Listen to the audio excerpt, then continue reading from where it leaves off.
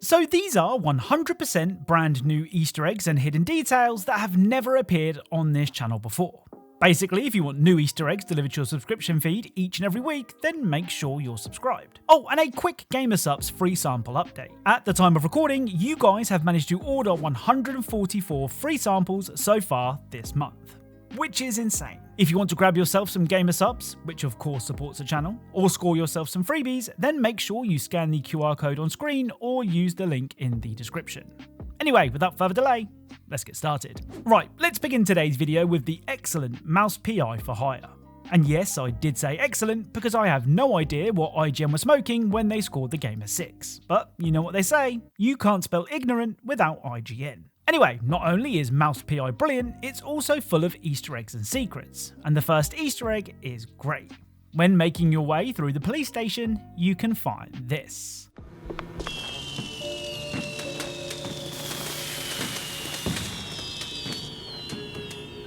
So this Welcome Leon sign is a reference to the famous Welcome Leon sign first seen in Resident Evil 2.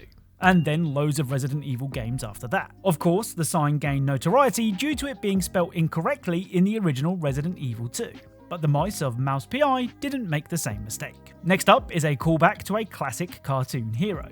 During the A Bit of a Scene mission, you have to free this backpack from a basketball hoop. To do this, you of course boot an explosive barrel at it, which might seem overkill, but it's a game about a gun-wielding mouse private investigator. So what do you expect? Well, when you open the bag, you can find this. That's so good I should get 3 points.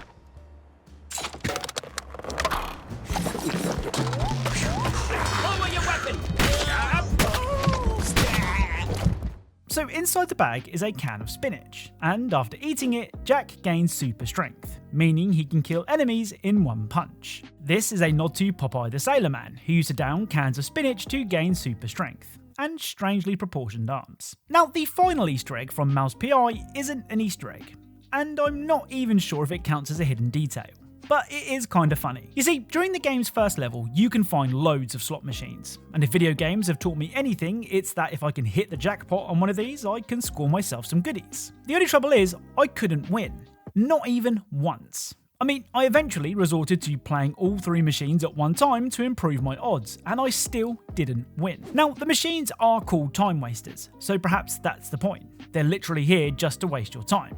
So if there's one lesson to learn from all of this, it's that gambling is bad. Up next is Restore Your Island, which is way more addictive than it has any right to be. You see, you start the game as a homeless man who finds out that he has inherited a desert island. The only problem is, it looks like Asmongold's bedroom, meaning it requires a lot of cleaning. I mean, you know the drill by now. Pick up rubbish, sell rubbish, upgrade tools, rinse and repeat. But that doesn't stop it being a super chill game to play. Anyway, with it being a desert island, there are various treasures and trinkets for you to find. Well, I say various, there's absolutely boatloads, and most of them are a reference to something or someone. In fact, because there are so many, let's try and run through these as quickly as possible, starting with this, which is a reference to the stained glass puzzle from Resident Evil 4. Another potential Resident Evil Easter egg is this first aid spray, though again I'm not 100% sure. Next up is a reference to everyone's favourite slightly chubby diver, with this scuba mask belonging to Dave the Diver from... well, Dave the Diver. This frog wallet is a reference to Naruto's wallet. And this cassette is a nod to the dev's upcoming game, Escape with a Spoon. Now, I know what you're all thinking. You're thinking that you should subscribe because it's an absolute travesty that I haven't hit 1 million subscribers yet. And to that, I would say thank you, you're too kind. But you're also probably thinking, where the hell is Wilson? Wilson, where are you? Wilson! Well, it really wouldn't be a desert island in a game without him. And in one of the treasure chests, you can find this.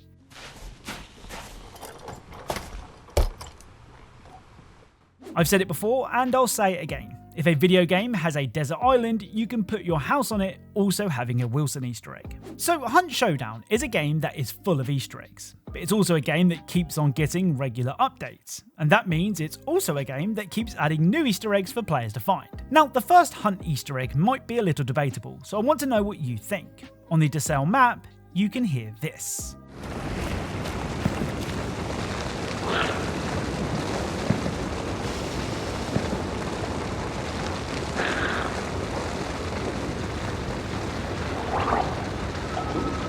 So when standing near the well, you can hear the sounds of a zombie presumably trapped inside. Now this could be a reference to the Walking Dead TV show, where Glenn was lowered into a well to deal with a zombie that had become trapped.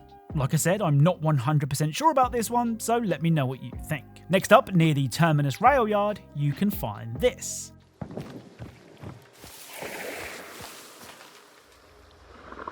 Now, I hate to repeat myself, but I'm not 100% sure about this one either.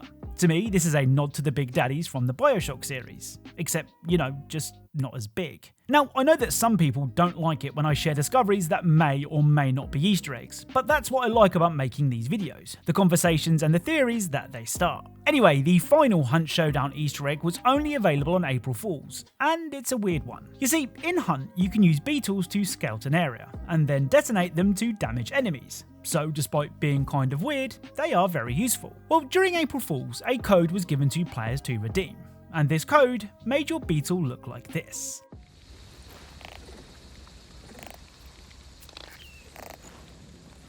So it's the same old beetle that you've always had, except now it's got a little more swagger thanks to a cute hat. I'm pretty sure the code has expired now, but if not, I'll pop it on screen so that you can also outfit your beetle in the latest drip.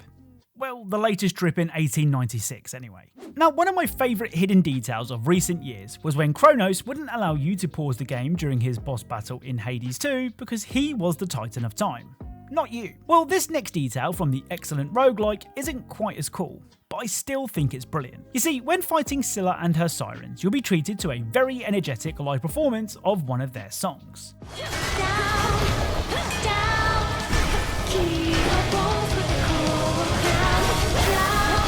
Now, of course, the music in the game is great. If you turn the music off and then fight Scylla, this will happen. Oh no.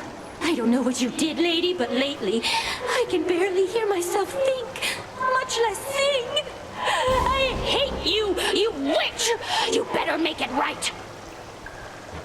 Or else what? I'll use what tactics I see fit. Not having to listen to you spout your nonsense makes it easier to send you back to the depths for the night. You know you like our song. Can't live without it. And I will not be silenced. No matter what you do, I'll always be singing in my head and yours. So Scylla will be annoyed that you've silenced her, though she can't quite work out how. Now, this sort of reminds me of the Cantina band in LEGO Star Wars, where if you turned the music off, the band would just stand there looking confused. It's such a clever detail from an absolutely brilliant game. Now, in the last episode of this series, I said that despite being a game about prison escapees, A Way Out had a surprising amount of moments that lighten the mood. There are also plenty of moments in A Way Out that lighten the mood. See? I did say that. Well, if you need any more convincing, you can take a break from storming a mansion full of armed guards and do this.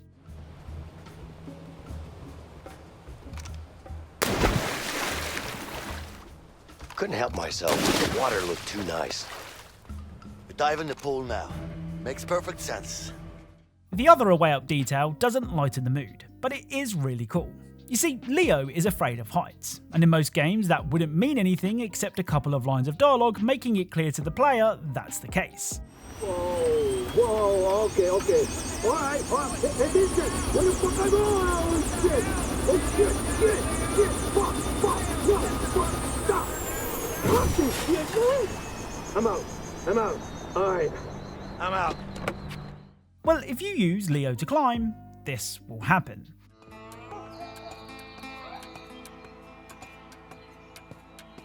Oh shit, this is getting pretty high.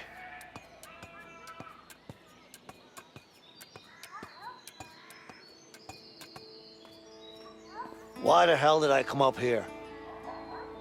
So when Leo is up high, the camera has a very noticeable zoom and wobble thing going on. However, when you stand at the same height with Vincent, everything is normal. I know that The Last of Us Part 2 did something similar with Abby, but given that A Way Out came first, I have to give it its props. So Retro Rewind is the latest simulator game that gives you a seemingly mundane job to do and somehow make it fun. You see, Retro Rewind sees you running a video game rental store, and that's pretty much it.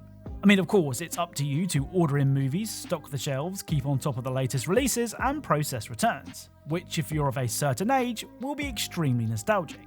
Now the game works on a calendar system, where on certain days things will happen, but on Friday the 13th, all that shows is a hockey mask, which is certainly ominous. Well, when that day finally comes, this will happen.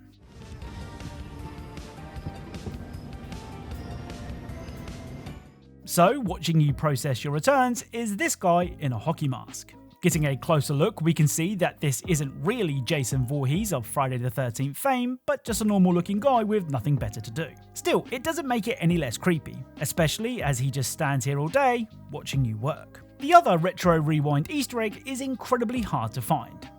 Well, in real life anyway. On rare occasions, one of your customers will be this guy.